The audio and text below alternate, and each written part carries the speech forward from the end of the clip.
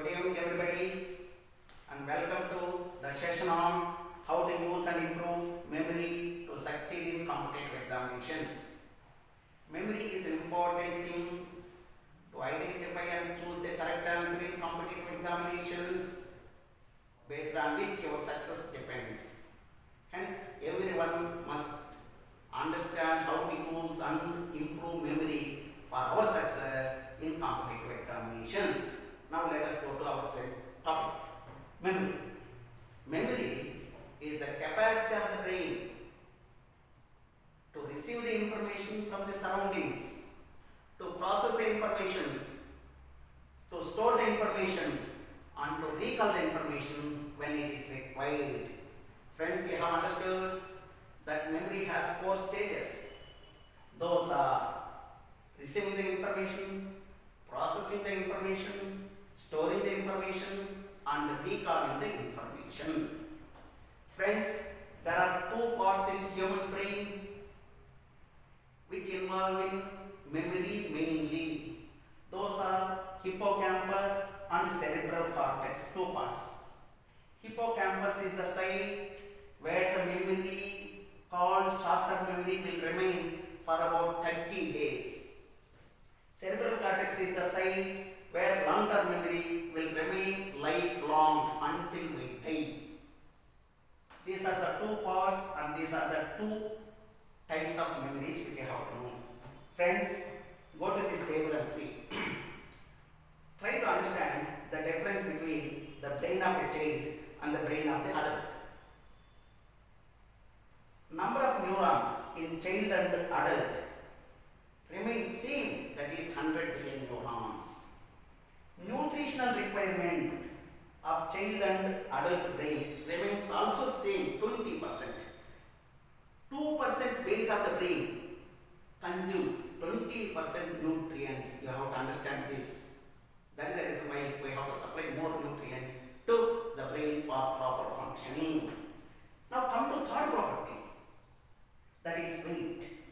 The weight of the child brain is 300 grams, whereas the weight of the adult brain is 1500 grams. 5 times increment in the weight upon growing. Now you have to understand why the weight only, by keeping other factors constant, why only weight is increased in adult. Weight of the brain in the adult is increased because of 2 reasons. One is myelination.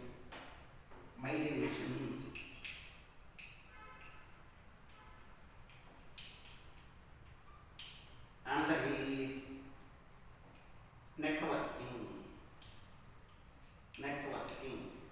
These are the 2 reasons why the brain weight increases by 5 times in adult. These are the things which you have to understand. Next point is the structural and functional unit of the brain is neuron. A typical neuron structure is drawn on board. Every neuron has 4 main parts. One dendrite, second one cell body, third one axon, fourth one axon terminal. Let us see the properties of each part. Dendrites, they are the projections that come out of the cell body. Their number varies from 1000 to 50,000. Their length varies from micrometer to millimeter. Their diameter also changes, you can observe here. The ability of the dendrites to change in number, length and diameter is called plasticity. Dendrites, they have plasticity property, which means they change in their number, they change in their length, they change in their diameter depending upon the requirement in the brain. That property you have to understand. Next, what is their function? Dendrites, they receive the external stimulus and they generate the impulse.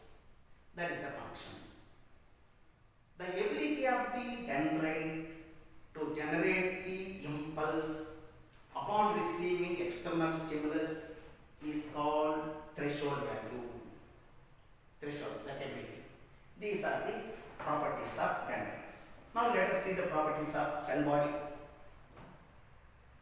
Cell body, this one, it contains a nucleus which contains DNA. This produces proteins and enzymes needed for the production of all chemicals in the neuron. It contains nucleus, it produces proteins and enzymes which are used for the production of chemicals called neurochemicals in the neuron. This is the function. These neurochemicals are produced from the raw material, which is usually tyrosine present in dairy products. The tyrosine is converted into neurochemicals in presence of vitamins, minerals, and antioxidants, which are plentifully present in vegetables and fruits. That's the reason why we have to take vegetables and fruits for the production of or more production of neurochemicals. This is the properties of cell body. Now let us go to axon.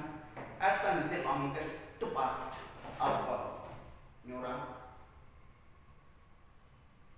Its length varies from mm to millimeter to meter. It is surrounded by myelin sheath, which increases the speed at which impulses travel. So, the longest part of the nerve is axon. Its length ranges from mm to meters. It is surrounded by myelin sheath.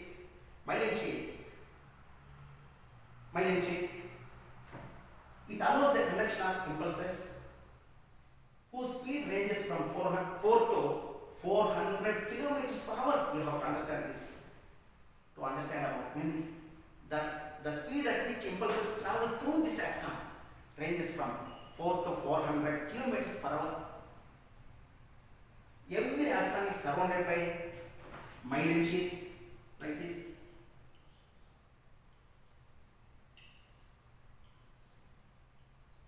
The extent of myelination decides the speed at which impulses have to travel or conduct through the axon.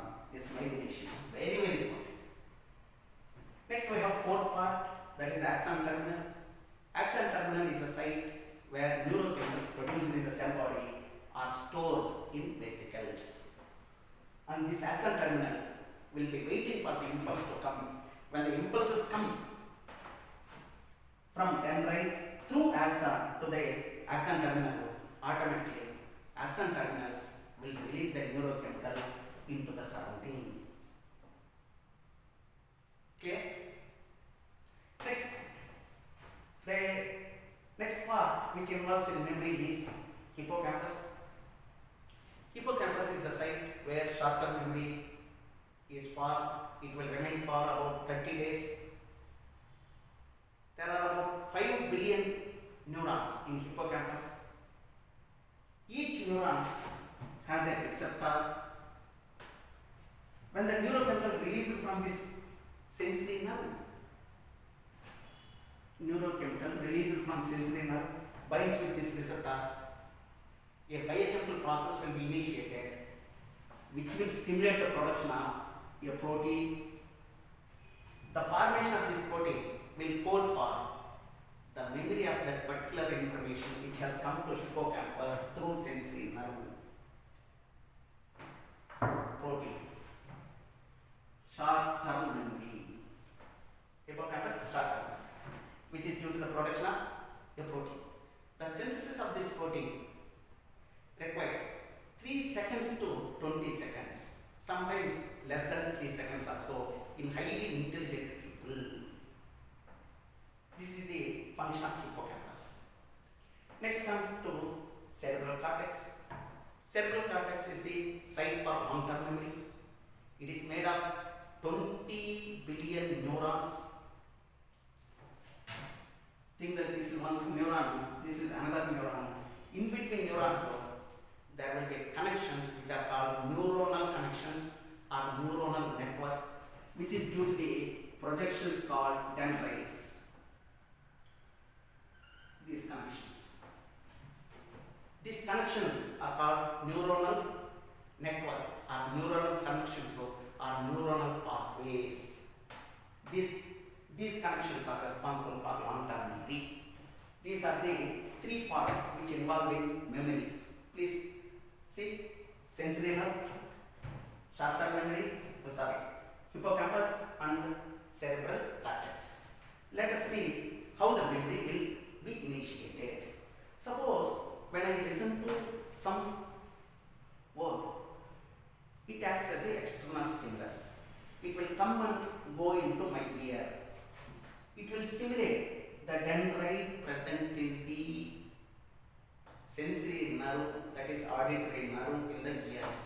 When the sound stimulates this auditory nerve, impulses will be generated.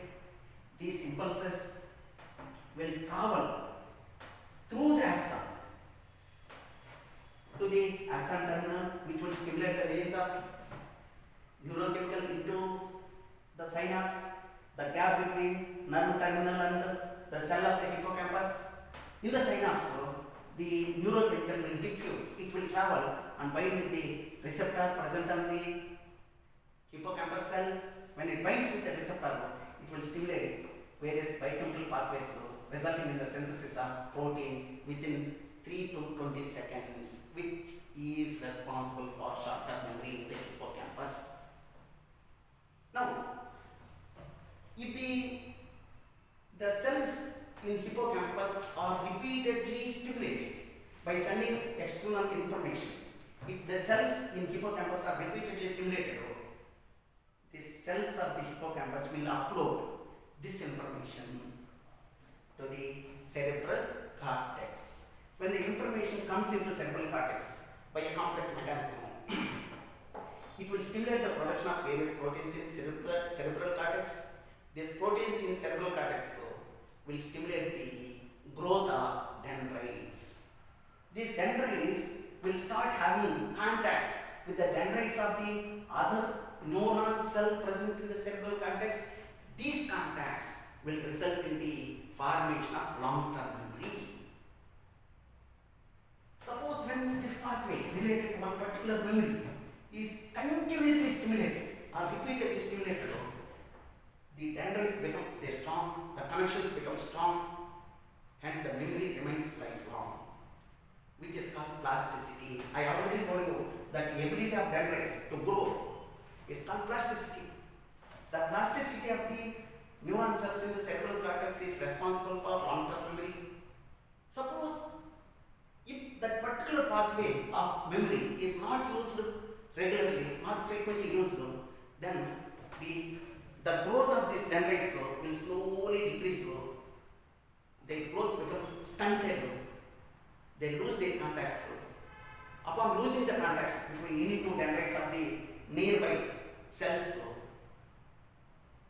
the memory related to that network will be lost, which is called pruning. So when we use one pathway repeatedly, the memory becomes strong. When we do not use, when we stop using the one pathway, the memory gets vanished, which is called pruning. So if you use repeatedly one information, memory becomes strong, which is called neuroplasticity.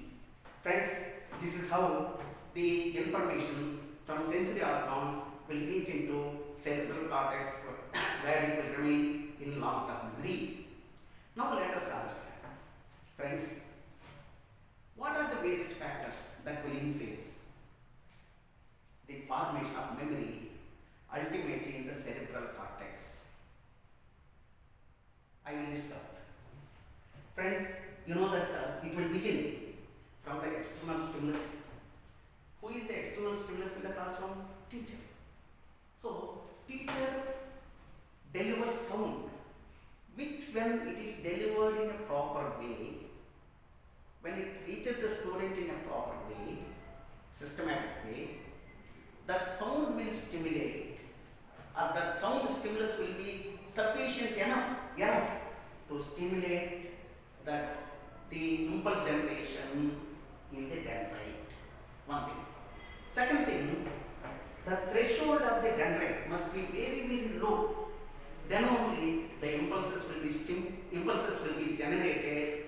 external stimulus.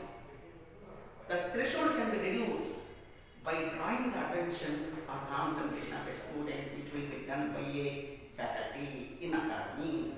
So there are two main factors that will initially play a role in sending the information to cerebral cortex. One, the delivery of a teacher must be systematic to stimulate the production of the impulses in sensory nerves, as well as the teacher must be able to draw the attention of the student or concentration of the student, so that the threshold of the dendrites of the sensory nerves will be reduced, so that the impulses related to that particular memory will be immediately or easily generated.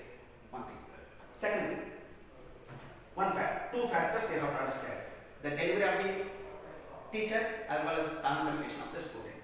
Second thing, neurochemicals production also plays a role in memory. Neurochemicals are produced from mostly tyrosine. Tyrosine is plenty present in dairy products. Hence, you have to take sufficient quantity of dairy products to increase the production of neurochemicals which play a role in memory. Next, fourth point. One, teacher delivery must be proper, student concentration and attention must be proper, and you have to take sufficient dairy products to stimulate the production of neurochemicals required for memory. Fourth, neurochemicals production requires vitamins and minerals. Hence, you have to take sufficient quantity of vitamins and minerals to increase the neurochemical production. Next, if once neurochemicals are formed, they are likely to undergo damage by oxidation. Hence, you have to take antioxidants which are plentifully present in fruits and vegetables to prevent the damage of neurochemicals. Next, after the production of neurochemicals, so these neurochemicals have to travel along the length of the axon to get stored in vesicles of the nerve terminals. The speed at which neurochemicals travel depends upon the viscosity of the fluid present in the nerve cell. Viscosity will be influenced by the concentration of the glucose. Glucose is produced from carbohydrate meal.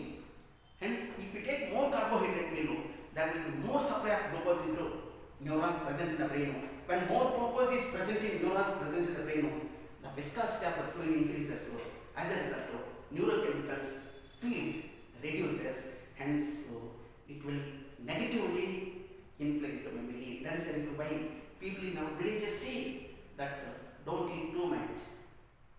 If you eat too much, you don't memorize the information. Hence, you can eat, but don't eat carbohydrate or bakery food too much, as it increases the concentration of the glucose in the neurons in brain, which reduces the speed at which neurochemicals travel from cell body to the axon terminals. Now tell me the factors. One, the teacher must deliver the information in a proper way to stimulate the generation of impulses. The student must have concentration and attention to reduce the threshold of dendrites. Third one, the neurochemicals must be produced in sufficient quantity, which is possible by taking dairy foods containing tyrosine in proper quantity. Next, production requires vitamins and minerals, hence you have to take vitamins and minerals. So, fifthly, carbohydrate meal must be reduced so that neurochemicals can travel very speedily from cell body to axon terminal. Carbohydrate must be reduced. Next, you have to take antioxidants to prevent the damage of the neurochemicals which are present in fruits and vegetables. And fourthly, you have to reduce alcohol consumption. Why? Because alcohol stimulates the degradation of neurochemicals in the nerve cell.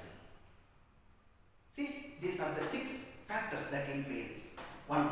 Delivery by a teacher, attention of a student, food or raw material intake, vitamins and minerals.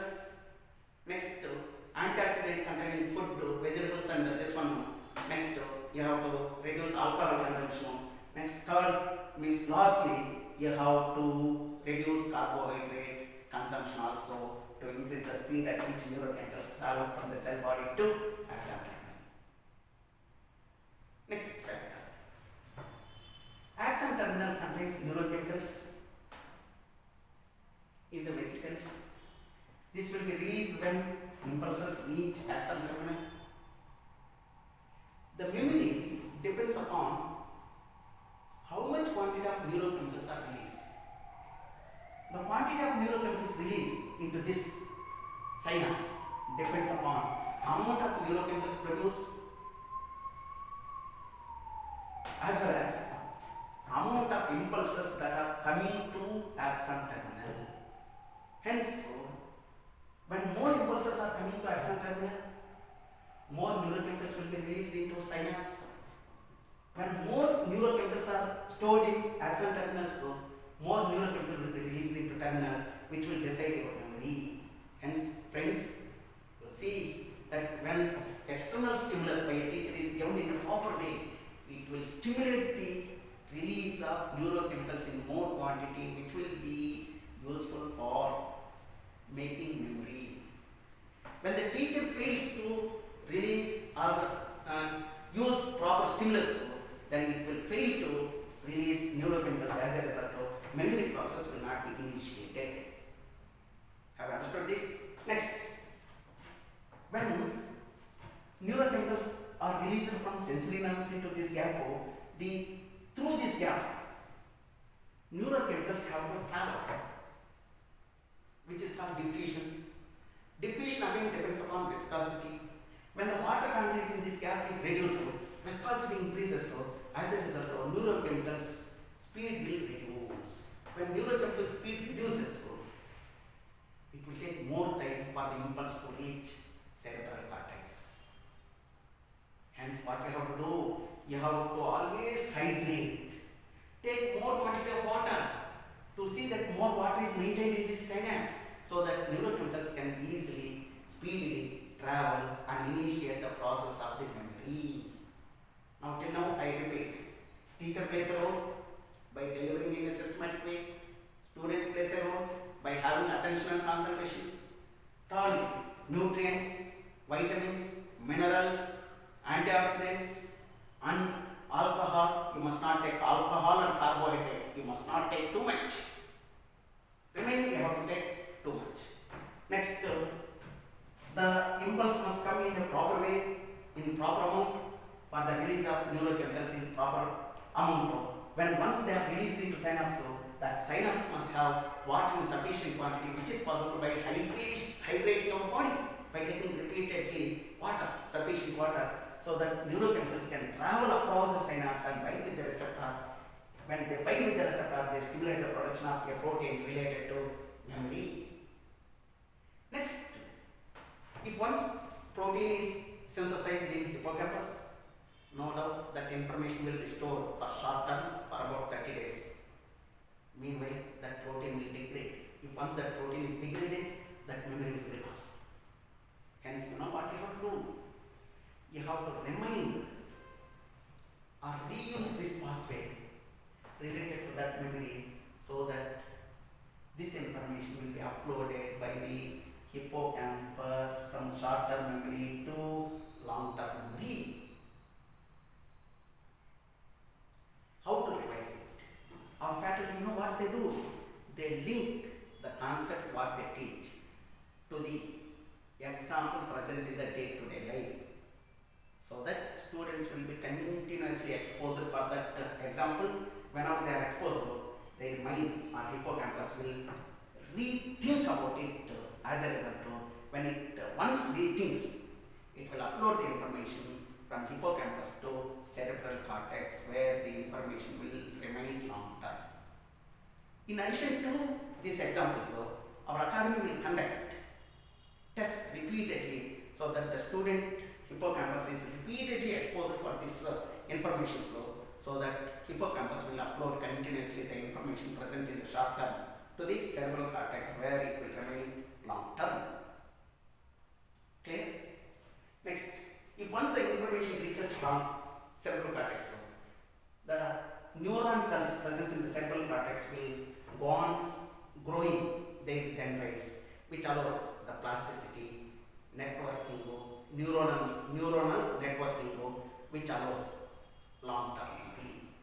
If once you fail to fire this pathway, The dendrites of the neurons present in the cerebral cortex will lose their dendrites, they lose their length, they lose their contacts, they lose their network. As a result of the memory will be lost. This is how memory will be saved in long-term memory until you complete your examinations. Friends, try to understand the factors that will influence memory. You try to have control over all these factors so that you can be successful in the step. What are those factors? One, the teacher must be good. Your attention, he must be able to draw the attention and concentration of a student. You must take sufficient food, vitamins, minerals. You must take fruits, vegetables. You must not take two things, one carbohydrate rich meal and alcohol. Next, teacher must be able to give external stimulus so that it stimulates the release of more quantity of neurochemicals for the synthesis of more protein related to memory. Next, teacher must be able to link the subject what he teaches in the classroom to the external environment so that the student will be able to revise it. Upon every revision, the information from the short-term memory, that is hippocampus, will be uploaded to cerebral cortex where it will remain long. And students, please follow all these factors to have control over them so that you will be successful in every competitive examination. Repeatedly listen to it, understand it, and follow it so that all of us will be successful. Thank you, one and all, for listening to my session.